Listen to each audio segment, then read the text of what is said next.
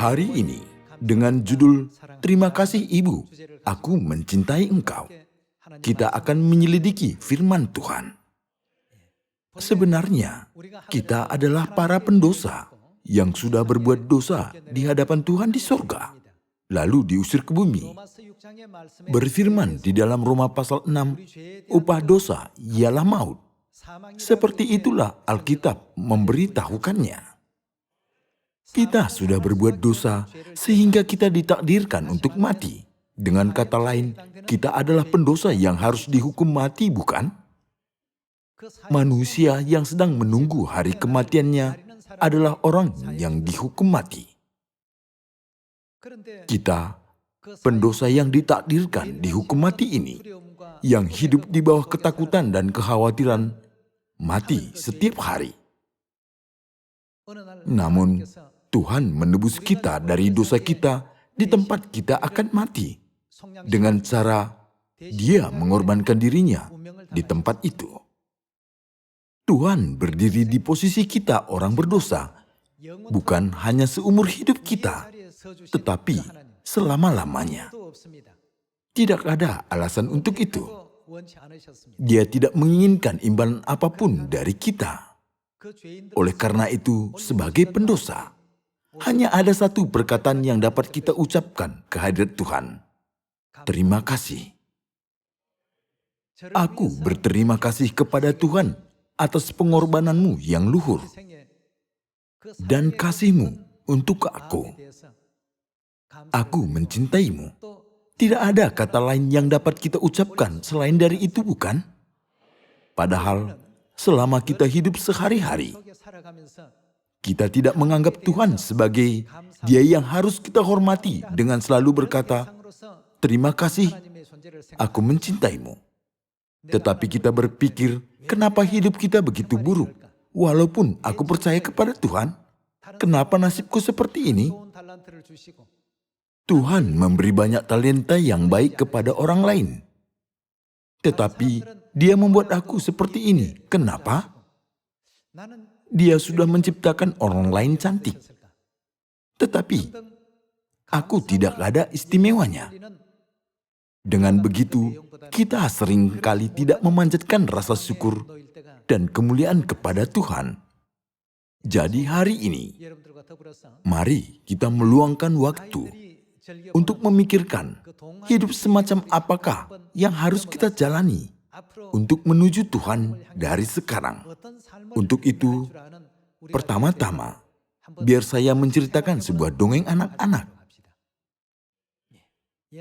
Zaman dahulu, hiduplah seekor ulat yang sedikit gemuk. Ulat tersebut merayap pelan-pelan dan menggerogoti daun-daun pohon. Sementara itu, seekor lebah datang terbang dengan sayap yang sangat terang, dan dia mendarat di atas sekelai daun pohon dengan langkah yang ringan. Ulat itu berkata, "Hai lebah, dari manakah kamu? Kamu tidak kelihatan bahkan sedetik yang lalu.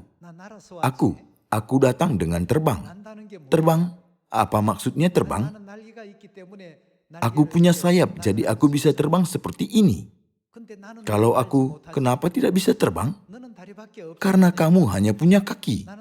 Tapi aku punya sayap, jadi aku bisa terbang. Atas perkataan itu, lebah terbang jauh. Lalu ulat mengimpikan, dia juga terbang seperti lebah. Hari berikutnya, ulat menggerogoti daun, dan waktu itu, seekor kumbang terbang ke situ. Ulat bertanya kepada kumbang, "Kumbang, bagaimana kamu bisa datang ke sini? Aku terbang ke sini." Aku tak tahu maksud terbang. Bagaimana kamu bisa terbang? Aku punya sayap. Dengan sayap ini, aku terbang. Dari saat itu, ulat mulai termenung. Rupanya segala makhluk lain terbang dengan sayap, kecuali ulat. Hanya dia saja yang merayap. Selain itu, dia sangat lambat, kecepatannya kurang jadi 1 meter per jam. Meskipun dia rajin sekali merayap dengan berkeringat, dia cuma berjalan sejauh itu. Tetapi lebah terbang dalam sekejap dari sini ke sana dan tidak kelihatan lagi. Dan kumbang yang ada di sini sekarang menghilang dalam sekejap. Di mata ulat, kumbang itu benar-benar cantik, punya penutup yang cantik, dan memiliki motif juga. Dan lebah juga punya loreng yang sangat cantik di badannya, yang langsing, dan yang berwarna emas. Ulat itu berpikir, aku mau jadi seperti mereka. Kenapa aku tidak lahir seperti mereka? Ulat selalu mengimpikan dia terbang di langit. Suatu hari, dia sadar bahwa semakin lama badannya semakin gemuk. Sebab badannya gemuk, bajunya tidak cocok lagi. Lalu dia menanggalkan kulitnya. Sekali, dua kali, dia menanggalkan kulit. Setiap kali dia menanggalkan kulit, dia merasa sangat kesakitan. Suatu hari, dia tidur nyenyak dan bermimpi. Dia mulai terbang di langit. Di dalam mimpi itu, dia terbang di langit bebas dan merasa badannya sangat ringan seperti bulu burung. Kemudian dia terjaga dari tidurnya. Herannya, waktu dia bangun, dia benar-benar berubah.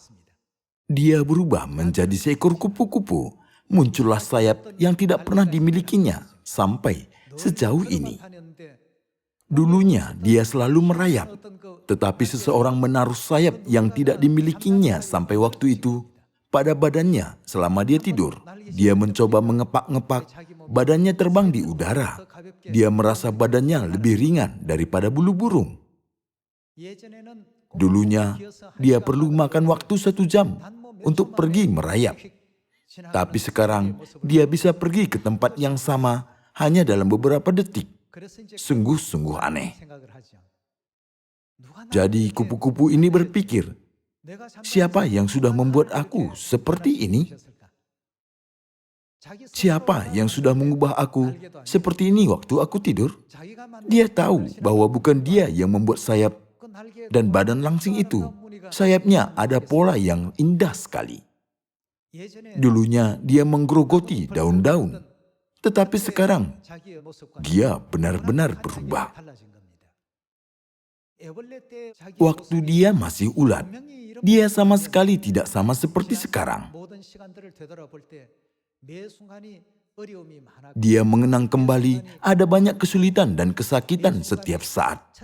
Setiap saat dia melarikan diri dari musuh alaminya dan meluputkan diri dari mereka dengan menyamarkan warna badannya seperti warna daun.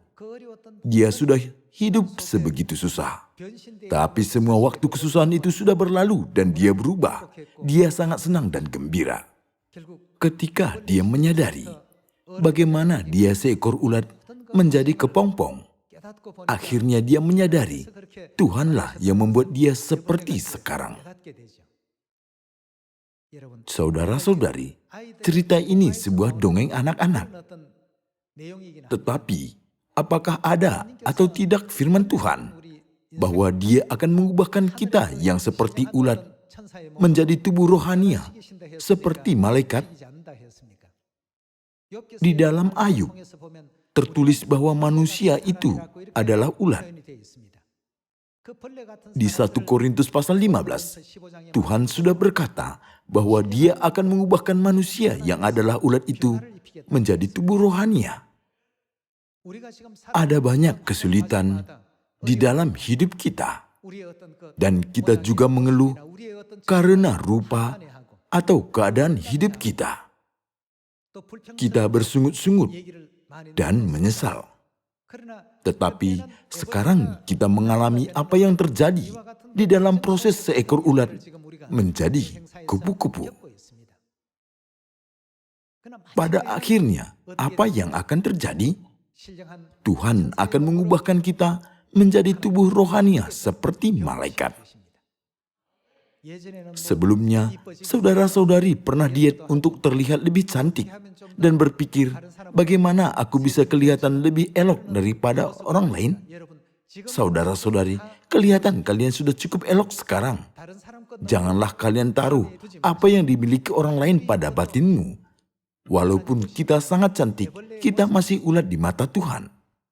Tetapi Tuhan akan mengubahkan kita menjadi rupa yang begitu indah, bukan? Siapa yang sudah membuat aku seperti ini? Bukanlah aku. Seperti pikiran ulat itu, bukanlah si ulat yang membuat sayap yang indah, mata dan pola yang cantik itu. Jika begitu, siapa yang membuat itu? Sekarang kita menyadari bahwa Tuhanlah yang mengubahkan kita menjadi rupa yang indah, sedikit demi sedikit.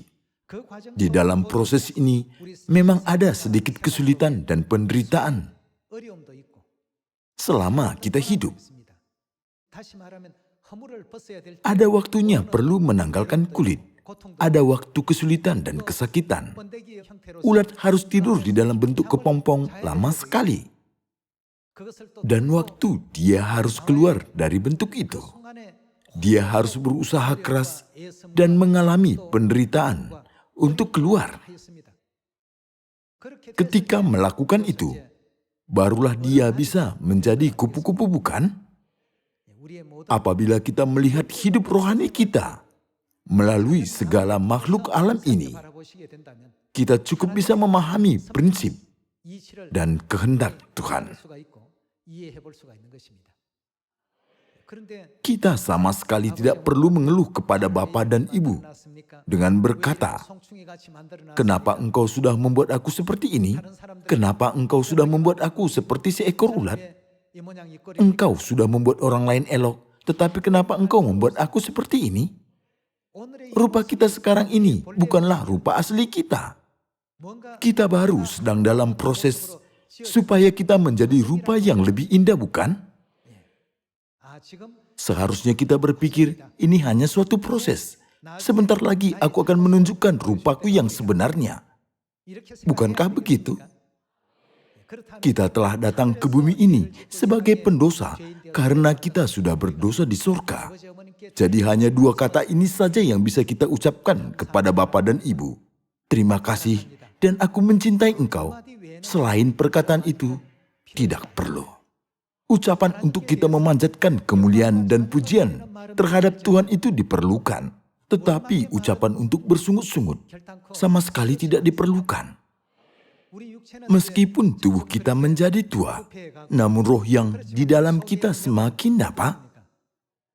Roh di dalam kita semakin dibaharui dari hari ke hari. Sebentar lagi, Tuhan akan memberikan kita sayap yang melaluinya kita bisa terbang. Tuhan akan mengubah kita menjadi tubuh rohania, supaya kita bisa terbang dari bintang ini ke bintang itu dengan bebas. Kita tidak perlu tawar hati. Jadi, marilah kita lebih banyak mengucapkan kepada Bapa Surgawi dan Ibu Surgawi, "Terima kasih Ibu, aku mencintaimu. Terima kasih Bapa, aku mencintaimu." Anak-anak juga membicarakan tentang cerita yang saya sampaikan tadi. Ibunya membacakan dongeng tersebut kepadanya.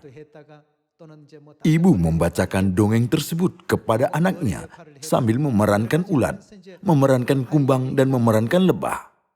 Anak itu berkata, "Ma, ulat akan menjadi kupu-kupu kan?" Aku nggak mengerti kenapa dia terus berkata, dia mau terbang.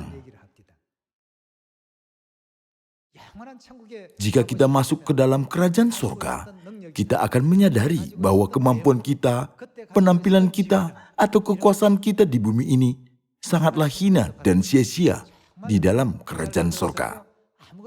Dan juga kita akan menyadari bahwa alasan mengapa Tuhan menyuruh kita bertobat dan menekankan bahwa kita harus memikirkan perkara surgawi, bukan perkara duniawi.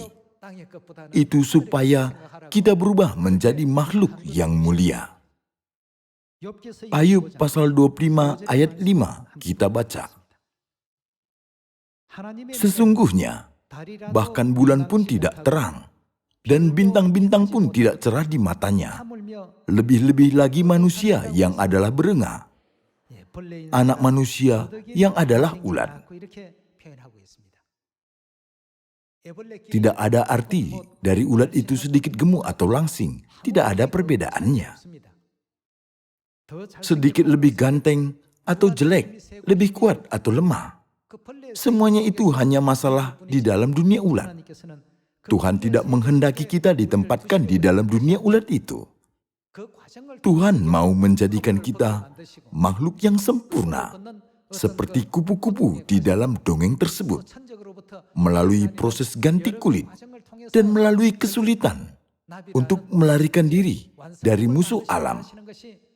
Itulah kemauan dan kehendak Tuhan. Sayap itu tidak dibuat oleh ulat itu. Pola di atas sayap itu pun tidak dibuat oleh ulat itu. Seseorang membuat itu semua. Di dalam Kejadian pasal 1 ada tertulis, pada mulanya Allah menciptakan langit dan bumi. Ketika kita mencari siapa yang telah membuat itu dan melaksanakan kejadian itu, akhirnya kita menemukan Bapa dan Ibu. Saudara-saudari, janganlah bayangkan hanya rupa kita di dalam dunia ulat. Jangan tawar hati karena waktunya berlalu. Tetapi marilah kita berlari kuat maju ke kerajaan sorga. Mari kita lihat firman bahwa kita akan memakai tubuh rohania di 1 Korintus pasal 15. Ayat 50. Saudara-saudara, inilah yang hendak kukatakan kepadamu, yaitu bahwa daging dan darah tidak mendapat bagian dalam kerajaan Allah, dan bahwa yang binasa tidak mendapat bagian dalam apa yang tidak binasa. Sesungguhnya aku menyatakan kepadamu suatu rahasia, kita tidak akan mati semuanya, tetapi kita semuanya akan bagaimana? Akan diubah dalam sekejap mata. Apabila seekor ulat capung menjadi capung, itu berubah dalam sekejap. Apabila seekor ulat kupu-kupu menjadi kupu-kupu, itu juga berubah dalam sekejap. Ayat 52. Pada waktu bunyi nafiri yang terakhir, sebab nafiri akan berbunyi, dan orang-orang mati akan dibangkitkan dalam keadaan yang tidak dapat binasa, dan kita semua akan bagaimana? Diubah. Kita akan menjadi rupa yang berbeda waktu itu. Tubuh jasmania akan menjadi tubuh rohania. Karena yang dapat binasa ini harus mengenakan yang tidak dapat binasa, dan yang dapat mati ini harus mengenakan yang tidak dapat mati. Ayat 54. Dan sesudah yang dapat binasa ini mengenakan yang tidak dapat binasa, dan yang dapat mati ini mengenakan yang tidak dapat mati, maka akan genaplah firman Tuhan yang tertulis, maut telah ditelan dalam kemenangan. Hai maut, di manakah kemenanganmu? Hai maut, di manakah semangatmu? Sangat maut ialah dosa, dan kuasa dosa ialah hukum Taurat. Tetapi syukur kepada Allah yang telah memberikan kepada kita kemenangan oleh Yesus Kristus Tuhan kita. Karena itu saudara-saudaraku yang kekasih, berdirilah teguh, jangan goyah, dan giatlah selalu dalam pekerjaan Tuhan. Sebab kamu tahu bahwa dalam persekutuan dengan Tuhan, jerih payahmu tidak sia-sia. Supaya ulat menjadi kupu-kupu, dia harus keluar dari bentuk kepompongnya. Waktu dia keluar dari bentuk kepompongnya, dia menjadi seekor kupu-kupu yang sempurna, yang dikehendaki oleh Tuhan. Kita juga sedang di dalam proses perubahan untuk menjadi makhluk surgawi. Untuk itu, kita pasti mengalami banyak penderitaan. Terkadang kita susah dan merasa sulit untuk memberitakan Injil. Betapa bagusnya jika Tuhan tidak menaruh proses ini, seandainya Dia memotong hanya proses kepompongnya dan membiarkan kupu-kupu itu keluar dengan mudahnya lalu terbang. Meskipun itu proses yang sangat mudah, cara itu tidak membantu otot sayapnya menjadi kuat. Pada waktu dia berusaha dengan segala cara mengepak-ngepakkan sayapnya untuk keluar, Demikian jugalah ketika kita berusaha keras untuk menjadi yang sempurna, kita bisa jadi yang sempurna. Melalui 1 Korintus pasal 15, Tuhan membuat kita sadar bahwa bahkan cerita anak-anak tentang seekor ulat mengandung cerita seluruh hidup kita. Jika begitu, apa yang harus kita lakukan terhadap Bapa dan Ibu yang memberikan kita hidup sekarang ini? Kita harus bersyukur. Tuhan telah membuat kita ada hari ini. Tuhan kita membuat kita bukan hanya tubuh jasmania, melainkan tubuh rohania. Apalagi kita akan menjadi yang tidak binasa. Tuhan kita mengizinkan kita mewarisi daging dan darahnya, supaya kita berdiri di posisi anak-anak surgawi yang akan mewarisi kerajaan surga. Jadi, kita harus berkata, "Terima kasih Ibu, aku mencintaimu." Tuhan mengalami sangat banyak kesulitan dan penderitaan sebagai ganti kita, dan mengaruniakan pengampunan dosa kepada kita, dan kita dapat diubah hari ini.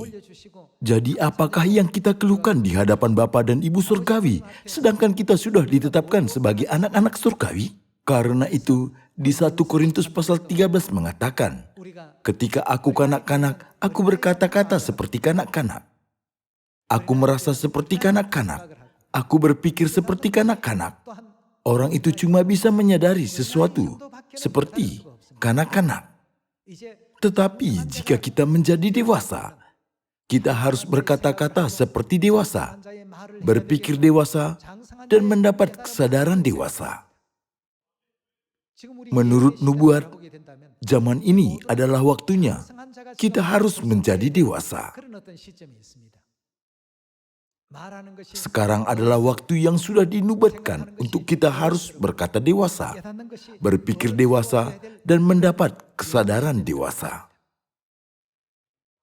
Supaya kita berubah di dalam karunia Tuhan dan kembali ke kerajaan surga. Tuhan mengalami sangat banyak penderitaan. Silahkan pikirkan jenis-jenis kupu-kupu. Mereka semua berbeda ukuran dan pola, meskipun kelihatannya sama. Itu sama seperti manusia, berbeda wajah, bentuk luar, dan tipe tubuh. Saya selalu bingung. Seandainya Tuhan menciptakan manusia dengan menggunakan satu cetakan, seperti membuat contoh dari roti dan memasukkan tepung terigu di dalamnya, kemudian terus membuat roti, itu pasti sangat mudah untuk menciptakan manusia. Tetapi kenapa Tuhan tidak berbuat begitu? Malah Dia menciptakan semua manusia itu rupanya berbeda. Kita sangat ingin tahu tentang kerajaan surga, dunia abadi, ke situ kita akan pergi. Saudara-saudari, ingin tahu kerajaan surga bukan? Mau pergi ke sana bukan? Alangkah indahnya dunia rohani yang diciptakan Bapa dan Ibu. Di dalam dunia ulat ini pun ada banyak tempat yang bagus dan yang indah, dan tempat yang ingin dikunjungi orang. Jika kita berubah menjadi makhluk yang indah seperti kupu-kupu dan capung dan terbang di langit bebas, betapa hinanya dunia kita hidup di mata kita. Mari kita lihat Wahyu pasal 22 ayat 3. Maka tidak akan ada lagi laknat. Tahta Allah dan tahta anak domba akan ada di dalamnya, dan hamba-hambanya akan beribadah kepadanya, dan mereka akan melihat wajahnya, dan namanya akan tertulis di dahi mereka. Dan malam tidak akan ada lagi di sana, dan mereka tidak memerlukan cahaya lampu dan cahaya matahari, sebab Tuhan Allah akan menerangi mereka, dan mereka akan melakukan apa? Memerintah sebagai raja sampai selama-lamanya. Lalu ia berkata kepadaku, perkataan-perkataan ini bagaimana? Tepat dan benar. Dan Tuhan Allah memberi roh kepada para nabi, telah mengutus malaikatnya untuk menunjukkan kepada hamba-hambanya apa yang harus segera terjadi.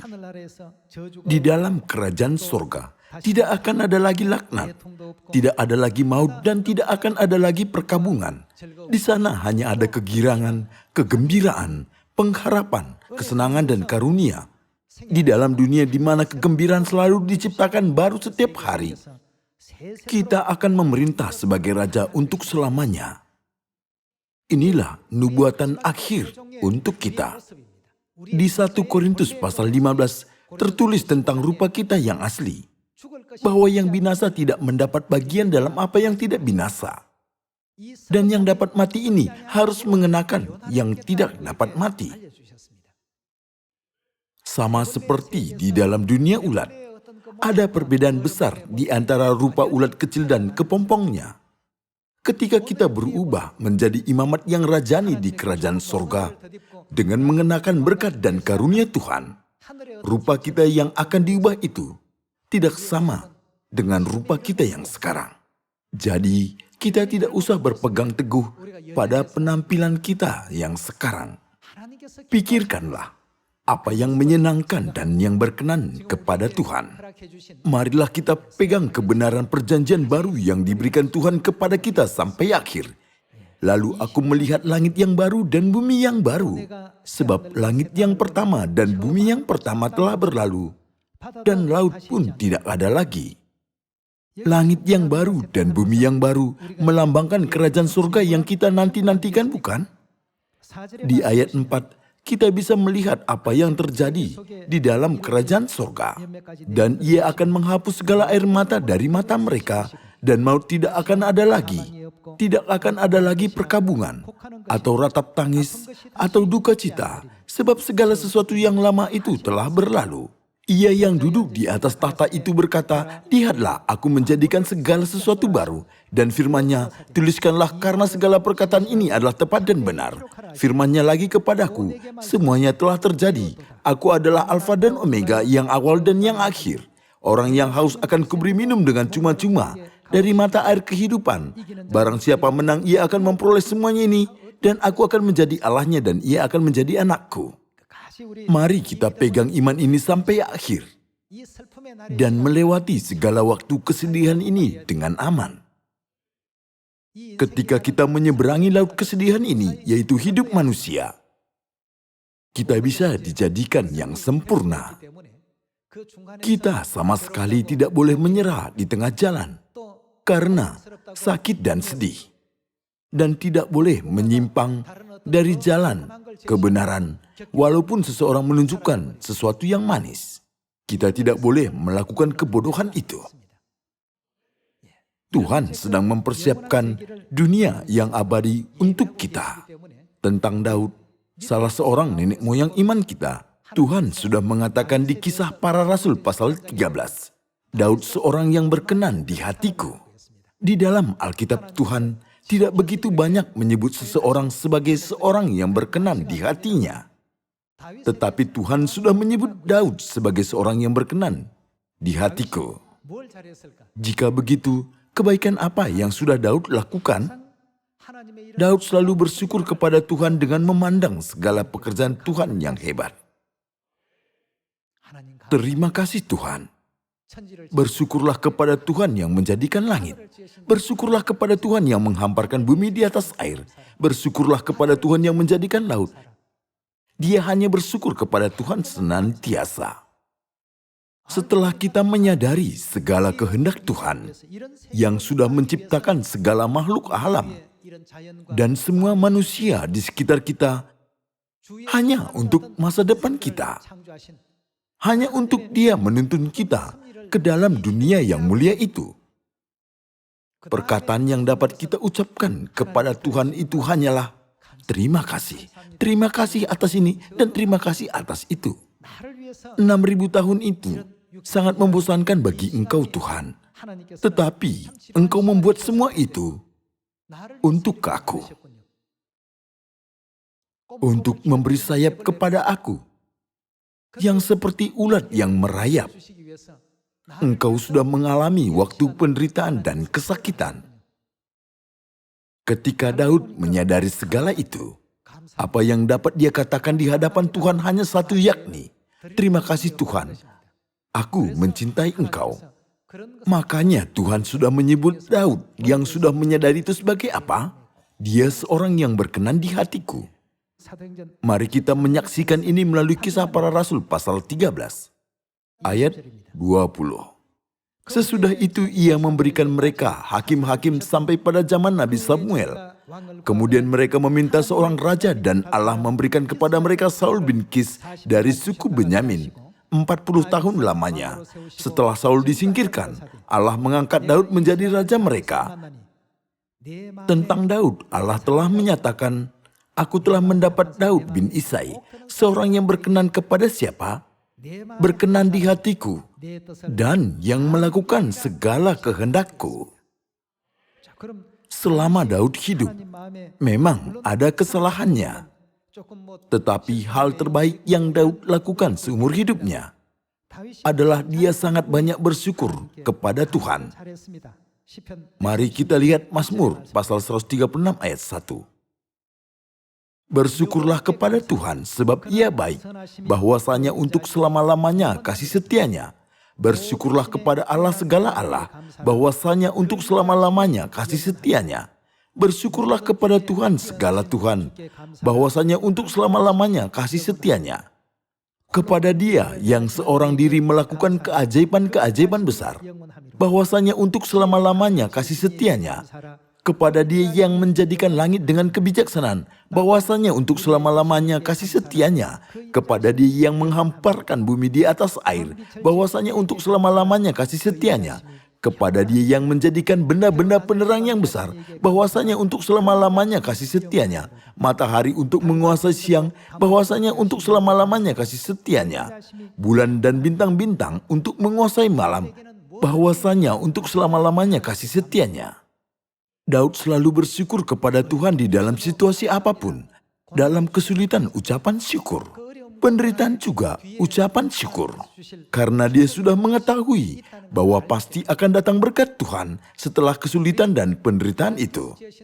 Waktu kita mengamati segala makhluk yang diciptakan Tuhan, kita bisa menemukan fakta bahwa bunga tidak mekar dan buah tidak dihasilkan tanpa kesulitan. Kepada siapa saja ada kesulitan. Jadi janganlah saudara-saudari hanya melihat situasi sekarang yang kelihatan itu. Tetapi tolong pikirkan masa depan kita ketika Tuhan menjadikan kita yang sempurna melalui kesulitan itu. Dengan harapan itu, marilah kita bersyukur kepada Ibu hari ini juga. Meskipun Tuhan menempatkan kita di dalam keadaan dan situasi yang sangat susah dan rumit, itu pun salah satu proses untuk menjadikan kita yang sempurna. Orang ini perlu proses ini, dan orang itu perlu proses itu untuk menjadi yang sempurna. Setiap orang perlu proses masing-masing yang berbeda. Jadi hari ini, mari kita ingat sekali lagi kenapa kita memerlukan Ibu, dan kenapa Tuhan Ibu bersama dengan kita. Saudara-saudari, ketika kita menderita kesusahan, ketika kita mengalami kesengsaraan, atau ketika kita menemukan situasi yang rumit di dalam proses penginjilan, mari kita selalu memikirkan Tuhan. Jika kita memikirkan Tuhan, kita juga akan memikirkan bagaimana rupa kita yang akan segera diubah, bukan? Setelah kita selesai mengalami semua penderitaan ini, kerajaan surga tiba di hadapan kita. Orang yang tidak mengharapkan kerajaan surga, mungkin hidupnya sia-sia di atas bumi ini. Tetapi bagi kita, ada kerajaan surga. Jangan lupa ada kerajaan surga. Hari ini juga mari kita berkata, "Terima kasih Ibu Surgawi, aku mencintai Engkau. Aku sangat susah untuk menjaga keluargaku, tetapi Engkau menjaga semua anak-anak Sion-Mu. Betapa besarnya usahamu, betapa banyaknya kecemasanmu, berapa banyak penderitaanmu. Terima kasih." Sekarang kita, semua anak-anak Sion, harus bisa berkata-kata apa yang berkarunia seperti dewasa secara rohani, berpikir dewasa, dan mendapat kesadaran yang dewasa. Mari kita bersatu dan diam bersama dengan rukun, supaya Bapa dan Ibu bisa berkata, alangkah baiknya dan indahnya itu. Di dalam persatuan yang indah itu, mari kita memberitakan kabar baik hidup itu kepada orang di seluruh dunia. Dengan harapan ini saya menutup khotbah. Terima kasih.